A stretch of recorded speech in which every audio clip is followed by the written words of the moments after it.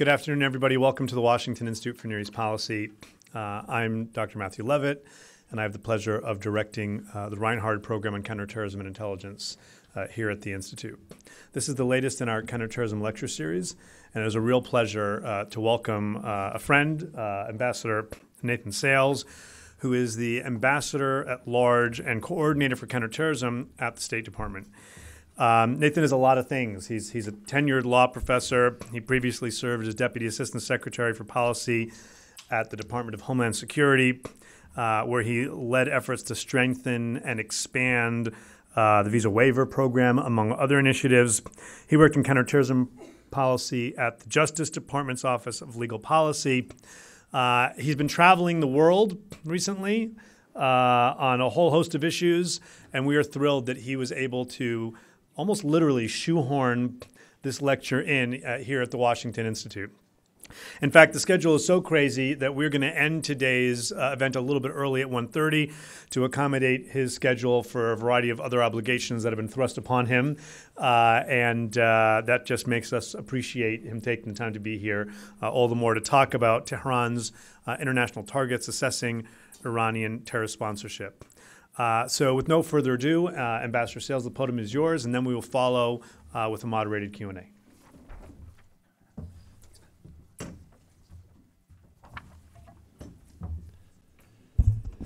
Well, Matt, thanks very much for that warm introduction, and thanks to WINEP for hosting me here today. It's a real pleasure to participate in the Washington Institute's Counterterrorism Lecture Series. A number of my predecessors from the CT Bureau have graced this stage in the past, and it's a real privilege for me to be here to keep the streak alive. Today I'm going to highlight the United States' concerns about ongoing terrorism by the Iranian regime and its proxies around the world. Then I'll tell you what the Trump administration is doing about it to counter this global and growing threat. Iran is the world's leading state sponsor of terrorism, period.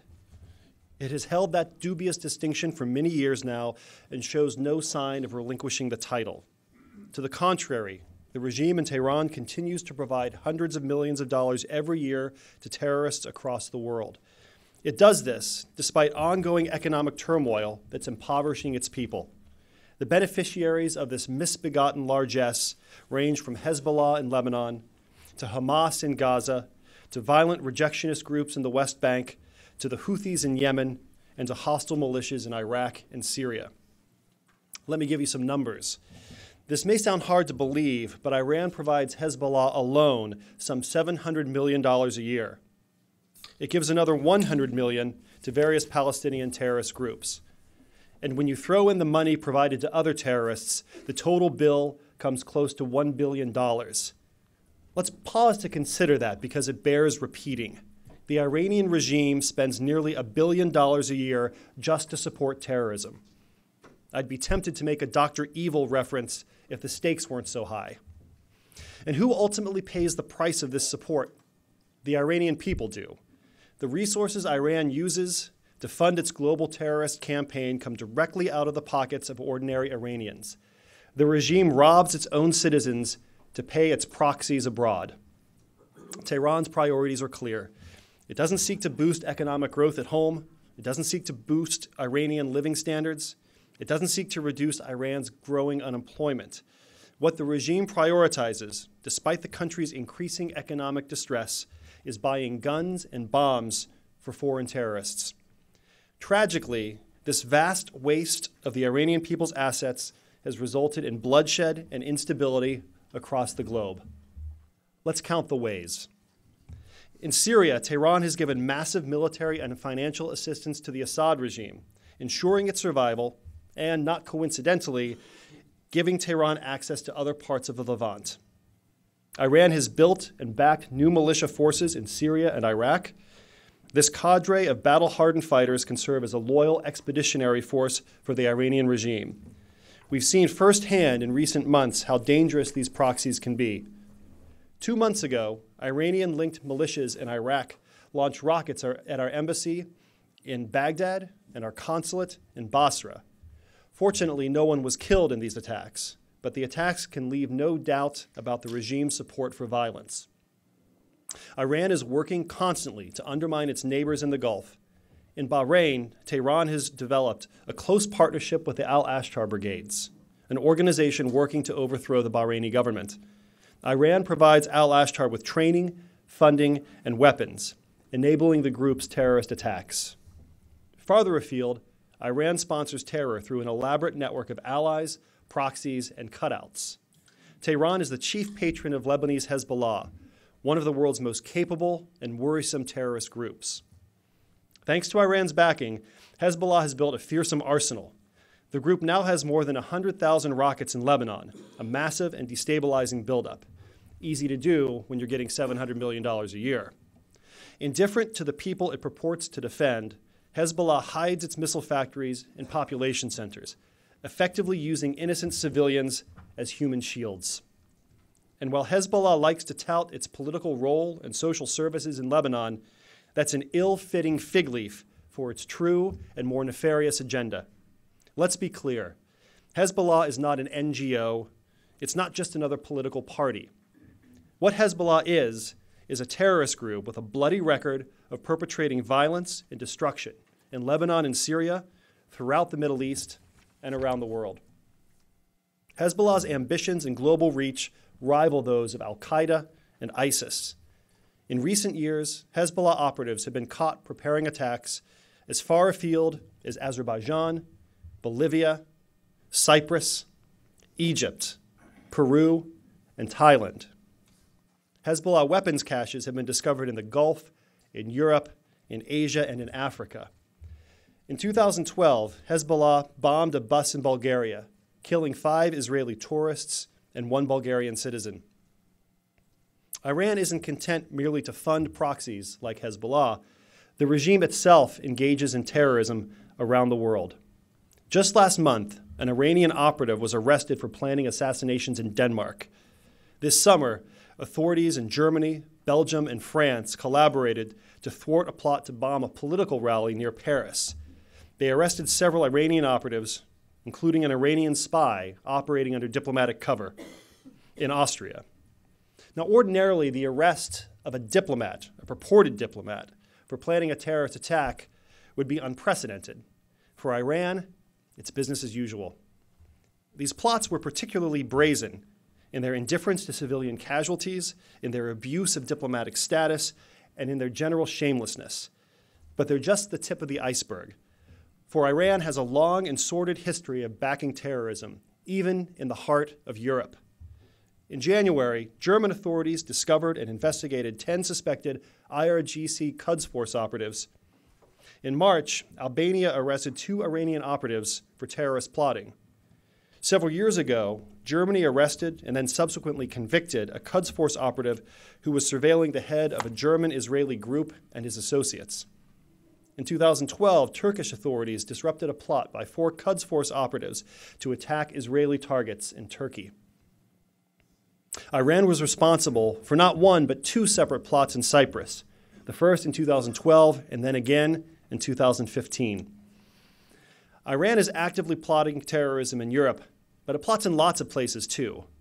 Africa, Southeast Asia, and South America have also seen Iran-backed terrorism in recent years.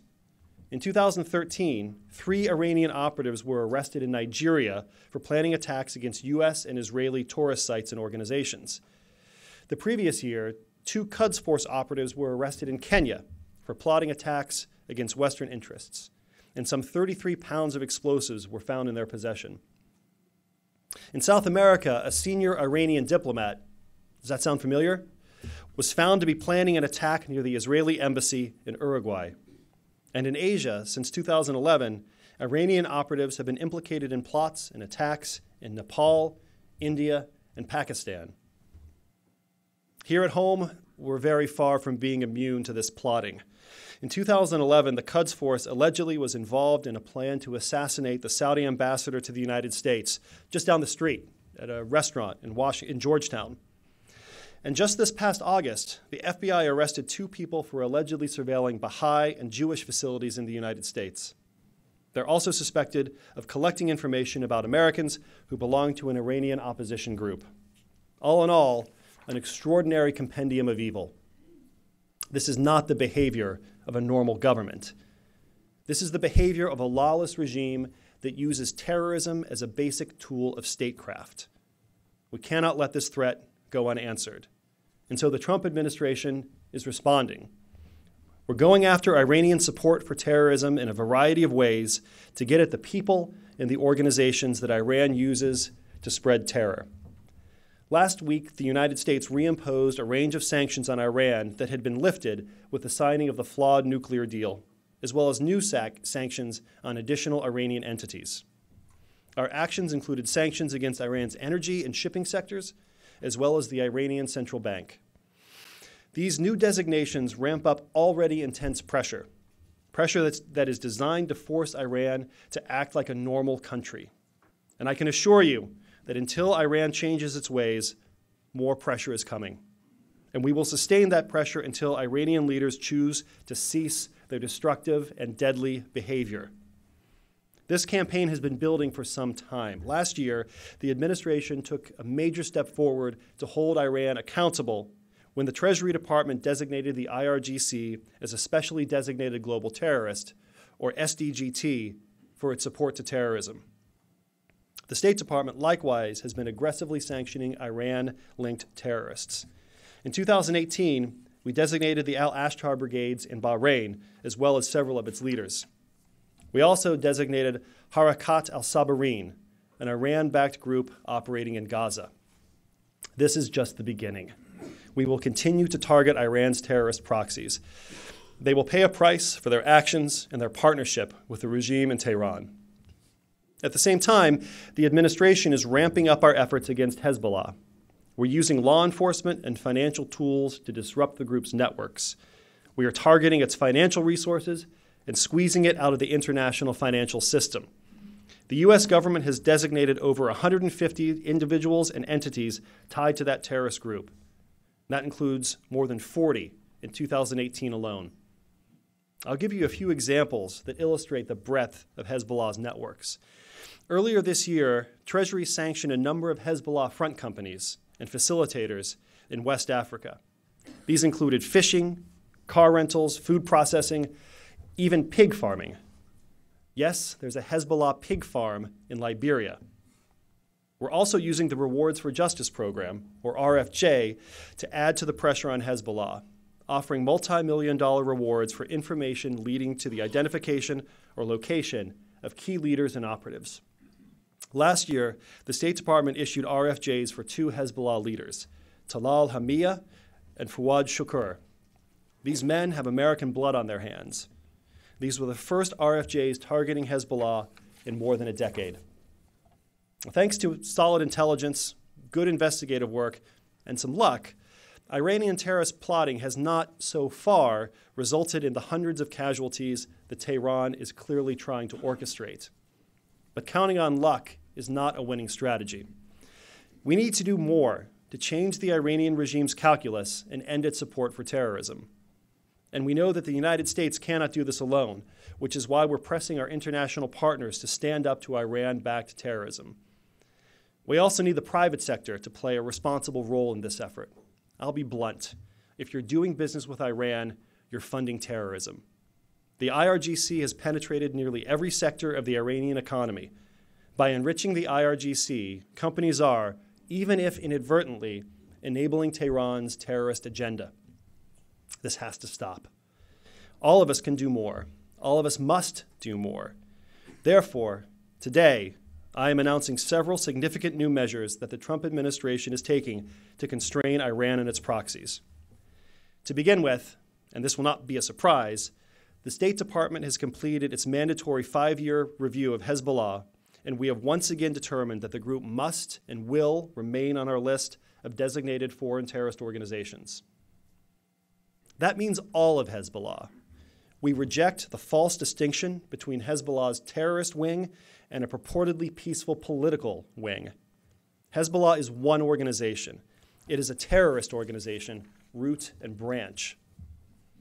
The State Department is also levying 2 new terrorism designations today. First, we're sanctioning Jawad Nasrallah as an SDGT. Jawad Nasrallah is a Hezbollah leader and the son of the group's Secretary General Hassan Nasrallah. In 2016, Jawad tried to activate a suicide bombing and shooting cell based in the West Bank. Fortunately, security forces arrested the 5 people he had recruited for this operation. Second, we're designating the Al-Mujahidin Brigades, or AMB. Based in the Gaza Strip, the AMB is a military organization that has operated in the Palestinian territories since 2005. Its members have long plotted attacks against Israeli targets. AMB has ties to Hezbollah, and Hezbollah has provided funding and military training to AMB members. Along with these actions by the State Department, the Treasury Department today is announcing 4 designations to target Iranian and Hezbollah-linked terrorist groups and terrorist individuals in Iraq. First, Treasury is sanctioning Shibal al-Zayadi as an SDGT. Al-Zayadi has served as a financial coordinator between the Quds Force and militias in Iraq.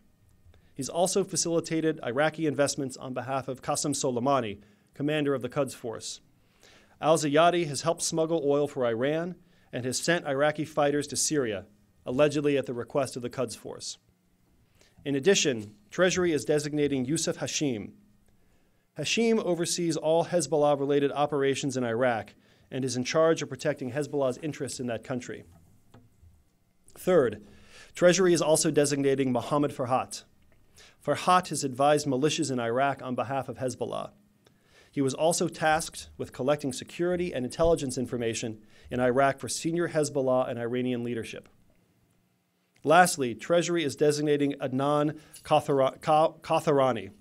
Katharani facilitates business transactions for Hezbollah inside Iraq and regularly meets there with militias and Hezbollah officials. He has also helped secure funding for Hezbollah and has served as the right-hand man for his brother and senior Hezbollah member Mohammed Katharani, who himself was designated in 2013. There's more to come. We'll be making some additional announcements at the State Department's press briefing later on this afternoon, so stay tuned. The goal of the measures I've described today is very simple: to force a change in the Iranian regime's behavior. We expect, indeed we insist, that Iran follow the same rules as every other country and end its use of terrorism as a tool of statecraft. We will make clear to Iran-backed terrorists and their masters in Tehran that there are costs, increasingly heavy ones, to their support for terrorist barbarism. We are prepared to impose those costs on the regime and its proxies wherever they may be. We know that this will be a long and difficult challenge, but we will prevail. We will continue to ratchet up the pressure until Iran comes to its senses, joins the community of civilized nations, and ends its support for murder and mayhem across the globe. We owe it to the victims, and we owe it to the cause of simple human decency. We can do no less. Thank you all very much, and I look forward to our conversation.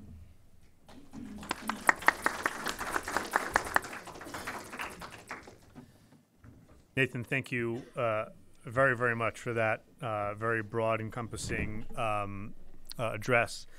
I'm going to ask just one kind of opening question to get things started and then immediately open it up to questions and answers so we can get in as many as possible. But I will state up front that I'd like to ask that everybody's questions be succinct and that they actually be questions and not just a statement that ends in a high-pitched tenor suggesting a question.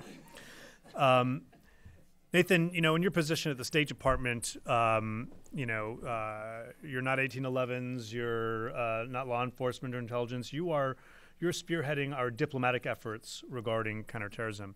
And after this pretty damning list of actions that you went through regarding Iran and Hezbollah, I'm wondering if you can start us off by giving us a sense of whether these recent events are affecting the way Europe, in particular, looks at both Iranian terrorism, because there's this long list of actual plots carried out by Iranian agents themselves, and also whether we're seeing any change in Europe's position on Hezbollah. You were quite clear when talking about the renewal of Hezbollah's FTO designation that we're talking here about all of it. And roots and branch, which is not the way the Europeans have addressed this to date. I'm wondering if, because of recent events of the type that you just went through, we're seeing any type of change there. Well, we certainly hope so. I think that the Iran-backed terrorist plots in Western Europe are a game changer. or should be a game changer for a couple of reasons. First of all, because of their brazenness, and second of all, because of what they reveal about Iranian reach. Let me speak a bit about their brazenness. At the very moment the Iranian regime is trying to entice Europe and others around the world to stay in the flawed nuclear deal, their proxies are carrying out a campaign of terrorism across the continent. That says everything you need to know about the Iranian regime and how fundamental to its self-conception a commitment to terrorism is. And I think these plots are a game changer for a second reason, and that is because of what they reveal about the extent of Iranian capabilities in Europe. The plot to bomb the rally outside of Paris wasn't just limited to France. You have an Iranian diplomat. For those of you who are listening, you won't be able to have seen the scare quotes I just put around the word diplomat. So let me say official instead. You have an Iranian official based in Austria running operatives who were based in Belgium. You have travel through Luxembourg, an arrest in Germany, an extradition back to Belgium, all because of a plot to bomb a rally in France. I mean, how many EU members have I just enumerated? Not a majority, but quite a few. And I think that the recent plot in Denmark reveals a similar Iranian tradecraft, where you have a plot in Denmark, but involving Iranians of Norwegian descent. So I think that in the same way that the Paris attacks of 2015 and the Brussels attacks of 2016 were a wake-up call to Europe about the threat posed by ISIS, I think that the plotting we're seeing today in Western Europe should similarly be a wake-up call to our European allies about the terrorist threat posed by Tehran. And regarding Hezbollah? By Tehran and by its terrorist proxies, including Hezbollah. Okay. We'll start up here, and I'll catch you as I see you, and we'll try to get everybody. So you can just wait for a microphone to come right here in front. Thank you very much. I'm Eliana Sacker. Last week I attended a Atlantic Council conference where they listed not only the European governments, but many interfering companies that continue to do business with Iran. So Iran really doesn't have sanctions because they bypass it through different corporations, different countries, and manage to succeed. Thank you. Well, that's a real concern. Iran enriches itself through transactions with the private sector. I think 80% of its revenue is from its energy exports. And it's the private sector that has a choice to make. So far, we've seen the private sector make responsible choices in a number of cases. They're choosing whether they want to do business in the United States or whether they want to do business with Iran. And for a profit-seeking enterprise, that choice is going to be clear. For those who resist doing the right thing, the Secretary has been clear, the President has been clear, that we are adopting a system of sanctions that will be more robust and comprehensive and sweeping than any the world has ever seen before. In the back, with your hand up, right there. A retired member of the U.S. Foreign Service. Considering the emphasis on sanctions and the apparent willingness and desire of the Europeans to continue a lot of the trade with Iran, I refer to an article that appeared in the New York Times over the weekend that suggests this continued desire to trade may have the effect of undermining the global reliance on the dollar, which now supports a lot of the trade system worldwide. Do you think this has an effect that we ought to be concerned about, a secondary or tertiary effect of the continued use of such sanctions? When you adopt a sanctions posture, you have to balance a number of different factors. But I think what's preeminent in the mind of the president of the Trump administration is that Iran is the world's leading state sponsor of terrorism. It has a truly global reach. It has global ambitions for its use of terrorism as a tool of statecraft, and that's what's driving our decision to impose sanctions. We hope that we'll be joined by as many of our international partners as possible, and that the private sector will do the responsible thing and not enrich the IRGC and other terrorist elements in Iran. And that's what our policy is, and that's why we're pursuing the sanctions policy. Thanks. Very good. Right up here, please.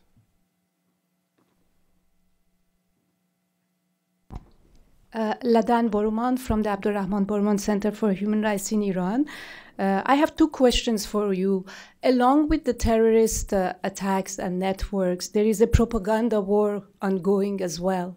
And the Iranian government has created this discourse that we are Shia and we are fighting Sunnis. And for the general media, the issue of Iran's terrorism goes along with its competition with Sunni terrorist groups, and is a regional and sectarian fight that should be contained. But when you glean into the details, you see that Iran is supporting the Taliban, is supporting Al-Qaeda, even ISIS founder had found. The question is, what are you doing in countering this propaganda war that makes it a sectarian fight, regional sectarian fight? My second question is... Let me take the first one question, because I want to get to others too. Thank you. Let me start with the first question. I think your observation is exactly right. Iran is an equal opportunity offender. Iran supports terrorist organizations of all sectarian and ideological backgrounds. So not just Hezbollah, but also Hamas in the Palestinian territories, Palestinian Islamic Jihad, and various other terrorist organizations that span the full spectrum of ideological and theological makeup. That's why they are the world's leading state sponsor of terrorism, and that's why we are trying to choke off the flow of money to this corrupt regime. The $1 billion a year that I mentioned earlier, the more pressure we can bring to bear on Iran's financial vulnerabilities, the more we can shut off the flow of money to groups like not just Hezbollah, but also some of the Sunni threats that you mentioned. Thanks. Over here, please. Okay, it's working. Joyce Karam with The National. Thanks for the briefing. My question for you, I don't know if you saw the report in the Wall Street Journal maybe last week or the week before that despite sanctions, Hezbollah today has been expanding in Syria. It actually paid over 2,000 rebels, anti-Assad rebels, stipends, $250 a month to defect. So how do you couple that with, what you're telling us, that the sanctions have been actually effective? And on Jawad Nasrallah, can you tell us more where he operates and what kind of activities? So you can do an awful lot of evil with $700 million a year. And I think that Hezbollah's continued support, financial support for its operatives is an illustration of exactly how committed Iran is to exporting its social surplus to terrorist groups around the world. Sanctions are biting Iran. How is Iran responding? Not by tending to the economic needs of its citizens, but by continuing on the same path that has gotten us into this situation, by funding bloodshed, by funding terrorism around the world. As far as Jawad Nasrallah is concerned, as I mentioned, he's a rising leader of Hezbollah. He's the son of Hassan Nasrallah, the Secretary General of Hezbollah. He's been active in the Palestinian territories. I don't have anything for you on that. I can tell you where he's been active. Right here in the middle, please. Douglas Johnston, President Emeritus of the International Center for Religion and Diplomacy. Quite some time ago, when Khatami was president, Iran approached the United States on two separate occasions, wanting to lay everything on the table and talk it through. We didn't respond. We wanted regime change. It would seem quite likely that in light of our withdrawal from the nuclear accord, that this pattern could very easily repeat itself. And I'm just wondering if there's contingency planning going on as to who likely successors might be and what the consequences that would flow from that. Well, let me be clear. We're not seeking regime change. We're seeking a change in the regime's behavior. We're seeking for Iran to follow the same rules that all civilized nations, and indeed all nations, are expected to follow. The Secretary laid out his list of 12 requirements, and it's the sort of thing that shouldn't really be all that controversial. Don't provide missiles to rebels who launch them into the territory of neighboring countries. Let's start there. Right? Don't fund terrorism around the world. Do not foment instability. If Canada were launching missiles into Alaska, we would scratch our heads and say, well, that doesn't really seem consistent with the Canadian character. Maybe you should think about stopping.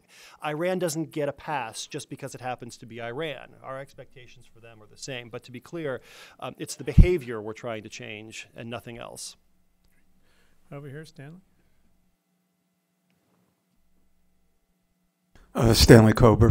In the 1980s, when we confronted Iran and Hezbollah, we got the Marine barracks. We were not prepared for that escalation, and we withdrew from Lebanon. Are you prepared for an escalatory response? Is your appearance here in these statements part of an effort to prepare the American people for escalation? I'm sorry, I didn't get your name. Where are you from? Stanley Kober. Stanley Kober. And where are you from, sorry? In the like Matt, I'm a Fletcher alum. Okay. Former think tanker. Oh, excellent.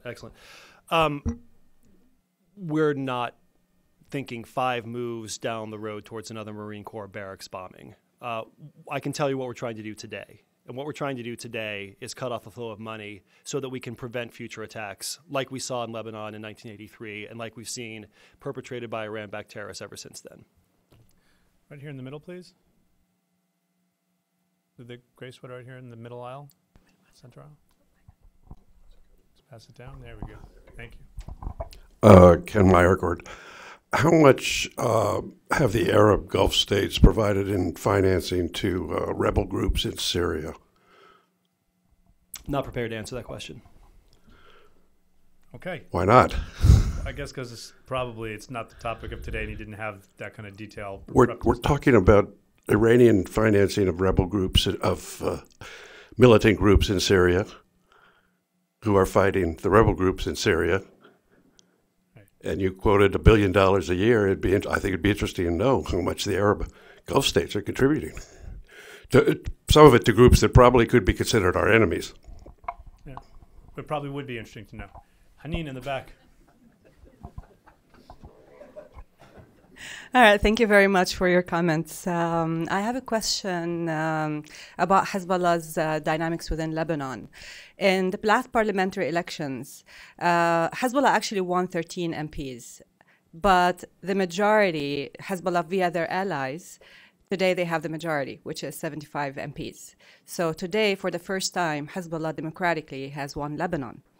And because of their allies within the parliament and eventually in the upcoming government, the line between the Lebanese state and Hezbollah is becoming thinner by the moment.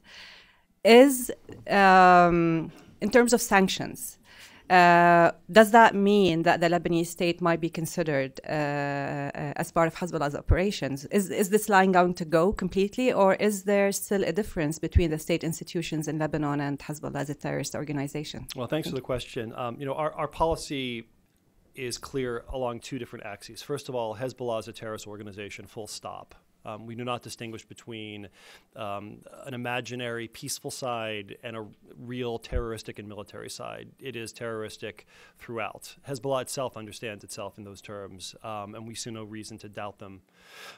Second of all, our policy has been to work with the elements of the Lebanese state that are not contaminated by connections to Hezbollah, and indeed to strengthen those elements of the Lebanese state such that there is no perceived or felt need to rely on the sugar high that Hezbollah attempts to provide to civilian populations.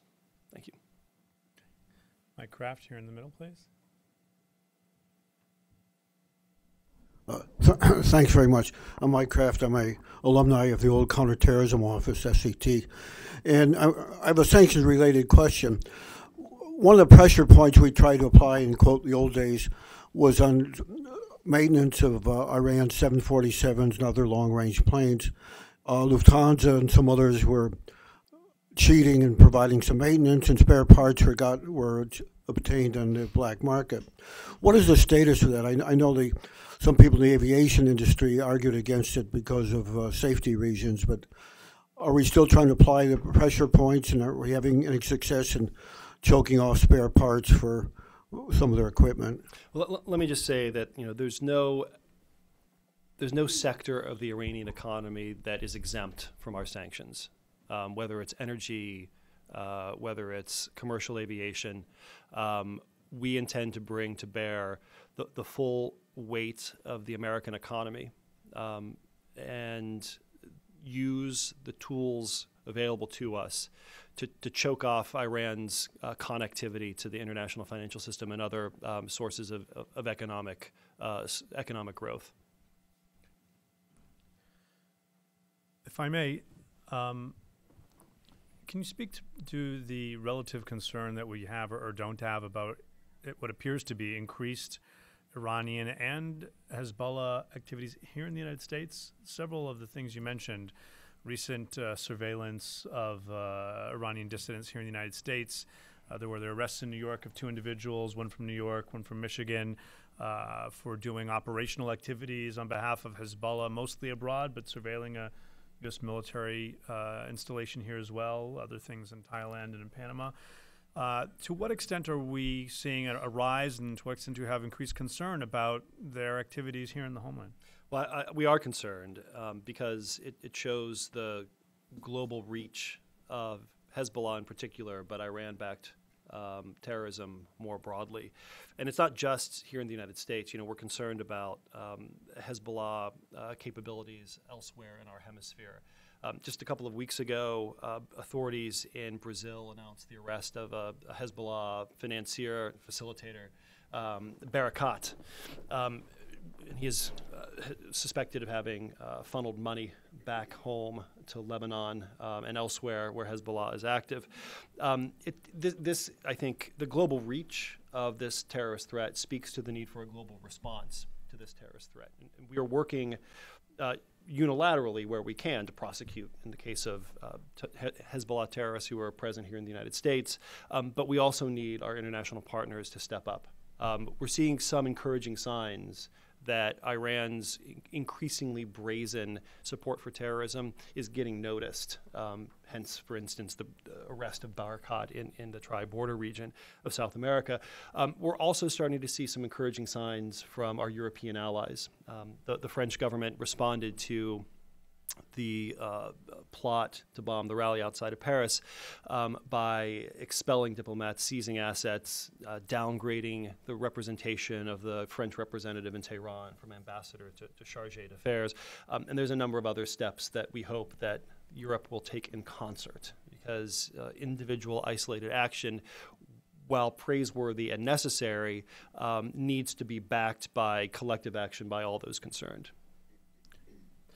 And can you speak a little bit more to whether the kind of turn we're seeing in terms of the cooperation we're getting from South America? This case involving Barakat in Brazil actually involves multiple jurisdictions. South America. Before his arrest in Brazil, there was the Argentinian Financial Intelligence Unit action targeting his network, purportedly laundering funds through casinos. Is this indicative of a larger trend, or is it just because we're taking more action now that people are hearing about it more publicly? The cooperation is that both the Hezbollah and Iranian activity and the cooperation to deal with it? Well, I think it's hard to say. I've been in the job for 15 months, so my time horizon is narrower on that question than I would like to be able to answer it comprehensively. But I do think. Let me answer it this way. what we have seen should be a sufficient spur to collective action on a regional basis here in our hemisphere, on a transatlantic basis with our European allies, with partners in the Gulf, with partners in Southeast Asia and Africa. Hezbollah's pig farm might be good for the economy in Liberia, but it's a price that we shouldn't be willing to pay. So I'm going to keep asking questions unless I see someone raising their hand, and that's perfectly fine with me. But if you have questions, please come up with them. So you mentioned the pig farm, and actually we could go through a long list of Hezbollah-related designations that some people make light of: amusement parks, supermarkets.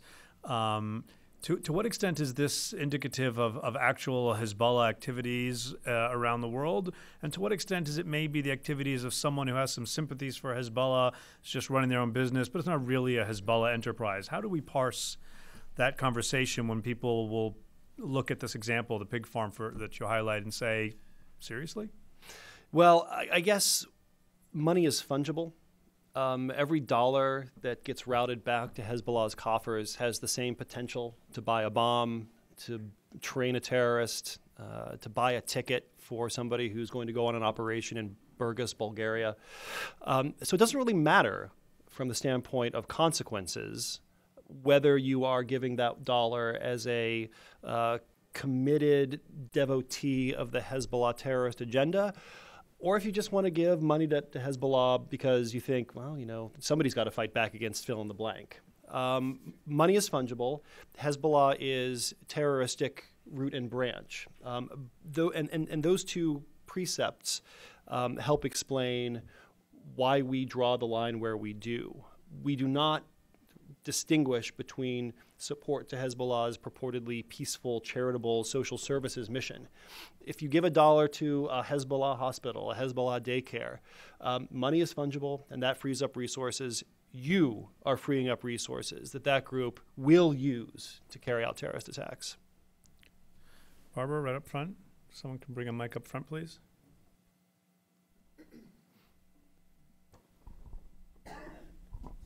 Thanks. Barbara Leaf. I'm with the Washington Institute. Are you satisfied with what our Gulf partners are doing on both Hezbollah and the Iran front? I seem to recall it was only 2 years ago that most, but not all of them, designated Hezbollah, the whole organization, as an FTO. And so there was a bit of foot dragging there for a while. And I wondered how you look at their cooperation now. I think we're seeing some good progress there. So last year, the Gulf partners created the TFTC, the Terrorist Financing Targeting Center. It's been up and running for a little more than a year now, and I think it's starting to show some very promising results. Just a couple of months ago, all Gulf Cooperation Council members through the TFTC joined us in designating the Shura Council of Hezbollah, so the senior leadership body of the organization. I think that's significant, and I think it's especially significant because it comes at a time when the Gulf Rift has not yet been mended, but we see a willingness of our Gulf partners to work together even during less than ideal circumstances to counter a shared threat. There's been a lot of hope that we've written about here that the TFTC could help bridge that Gulf divide.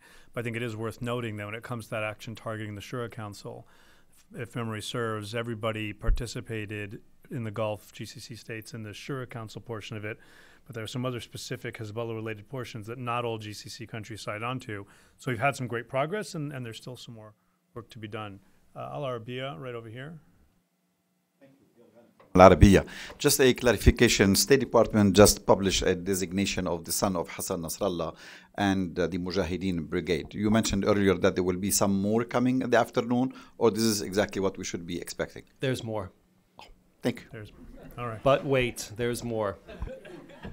Ambassador in the back, please. Thank you.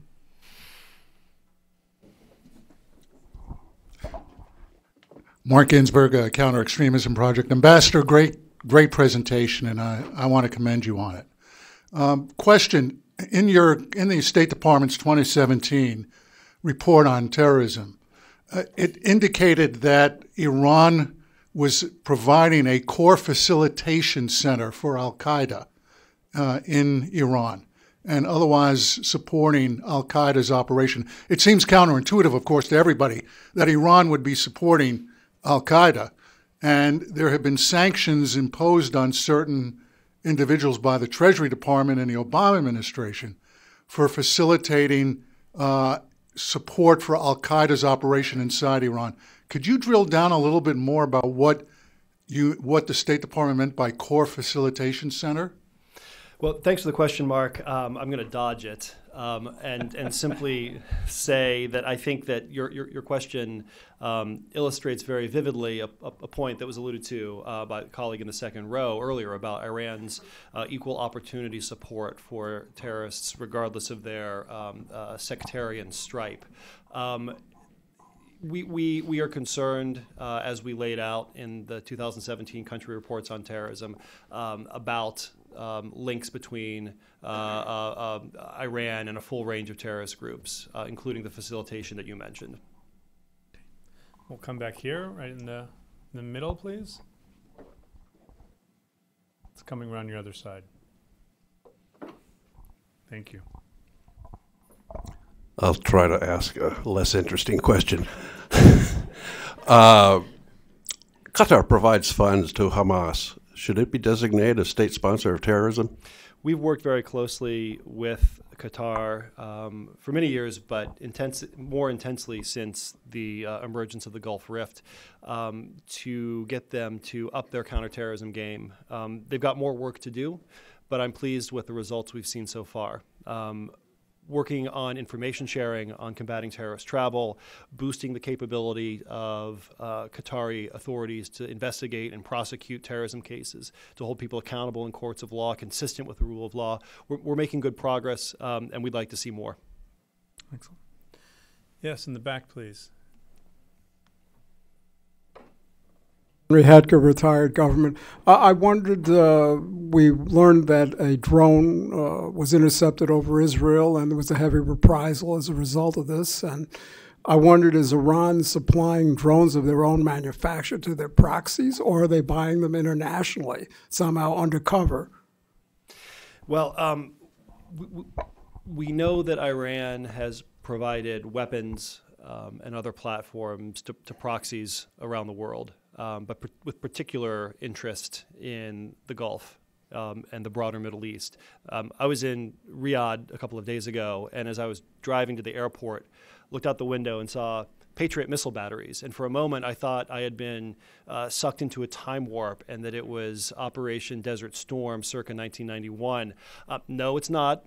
My watch says it's 2018. Why are they there? It's because Iranian-provided missiles are being launched by the Houthis from Yemen into the heart of Saudi Arabia. And not just in Saudi Arabia. We also saw some time ago, recently, a UAV piloted into the Abu Dhabi airport by the Houthis. So this is an increasingly worrisome trend, the provision of these resources and capabilities to our militias. It's one we're focusing on very closely. If I could add, if this is something you're interested in looking at more, it's not just a question of the Iranian provision of finished product and components, but the Treasury Department has issued a series of designations, some of the 40-something that you mentioned over the past months, and some of them get specifically to front companies that have been, among other things, procuring UAV components from all over the world, including North America and Europe and Asia. So that's something that clearly the government is taking a particular interest in. Yes, in the back, Haneen. I want to go back to Lebanon and push a little bit. The U.S. Embassy in Lebanon has warned PM-designate Saad al-Hariri of having Hezbollah members as ministers in the upcoming government, but it seems that they are going to have not only one but two, including the health ministry, which was the main discontented issue. So if Hezbollah is tomorrow, the government is formed and Hezbollah has the health ministry and another one, what does that warning mean? What's the plan? Well, as you've mentioned, you know, the position of the United States is clear and has been clearly communicated by our embassy in Beirut to the Lebanese government. I don't have anything to supplement what has already been said. Thanks. Mike, in the middle. Just hold on for the mic. right behind you is a microphone. Thanks. Thanks very much. Mr. Ambassador, you mentioned the widespread activities of Iran terrorism. And as you know, one of the tools State Department has used has been the Anti-Terrorism Training Assistance Program and the Terrorist Interdiction Program and some others. As I recall, and I could be wrong, Mike and Jacobson could correct me, I think the funding has been fairly flat in the last couple of years. This is the time the budget's being put together for the next cycle. Do you have any hopes of getting increases? I mean, is the administration, in fact, going to put its money where its mouth is? I hope we get every dollar we need and not one more. When you make a comment about budgets and your staff laughs nervously. I didn't give away the story, did I, guys? All right. All right. You mentioned earlier Iraq and the Treasury Department's designations that you mentioned that came out first thing this morning, target Quds Force and Hezbollah in Iraq. But it seems to me this is probably an area where we need to walk a fine line. We're concerned about their terrorist activities in Iraq. We're concerned about Iran smuggling oil, mixing to oils to try and petroleum products. What kind of thought process has gone into our clear need and desire to support the Iraqi government and the recognition that it's in a kind of difficult place because of where it is geography, because of the senior positions that Badr personnel play in there, and what are we expecting from them moving forward, especially after the November 4th sanctions have kicked in? Well, stay tuned. I think the picture is not yet in fully sharp focus. What we hope for Iraq is, what we hope for any country. A strong government that is capable of protecting its borders from outside threats, and that is open and inclusive, that represents the interests of all members of its society, regardless of ethnic background, regardless of religious sect. I'll ask one more, giving people a chance to think if they have any last questions before I promise to get you out for this 1:30. And that is, can you speak to a moment about the nature of the relationship between Hezbollah and the Houthis? There clearly seems to have been some technology transfer, the senior presence of former Radwan commander Abu Ali Tabatabai, senior Hezbollah commander in Yemen for quite some time now, is quite telling. But the Houthis are something different than Hezbollah. They clearly have a more independent streak to them, but there is this relationship, and a lot of people outside of government are trying to make sense of it. Is there something you can offer to help us? Well, I think one of the similarities we see some similarities in tradecraft among the various militia and terrorist groups that Iran partners with. You see rockets being launched by X into Y. Right, so whether it's Hezbollah launching rockets from Lebanon into Israel in past years, or whether it's Hamas, which receives money from Iran to a significant degree, launching rockets into Israel, or the Houthis launching rockets into Saudi Arabia. You're seeing a very similar pattern here. Iran assesses that this kind of remote standoff warfare is a way of spreading bloodshed and pursuing its interests, and we have to confront that threat wherever it presents itself. Yes. Me again. So what do you expect from the government of Lebanon now that you designated Hassan Nasrallah's son? I mean, are they gonna go and take his credit cards or, freeze his accounts? I mean, technically, what's next from the Lebanese government? Well, what we expect for any person who has been designated as an SDGT, especially designated global terrorist, is to exclude them from the international financial system, to cease engaging in any prohibited transactions with them, and so on. That's true regardless of a person's bloodline, regardless of a designated terrorist's organization, whether it's Al-Qaeda, ISIS, Hezbollah, IRGC, or so on. In all cases, the consequences are the same. You're a designated SDGT. Individuals and organizations subject to U.S. jurisdiction are subject to secondary sanctions if they engage in transactions with you. Any property or interest in property that you have under U.S. jurisdiction are frozen, full stop. Yes, ma'am. We'll have one last question and two last questions, and then we'll close up. Just a question regarding the change in the majority in the House.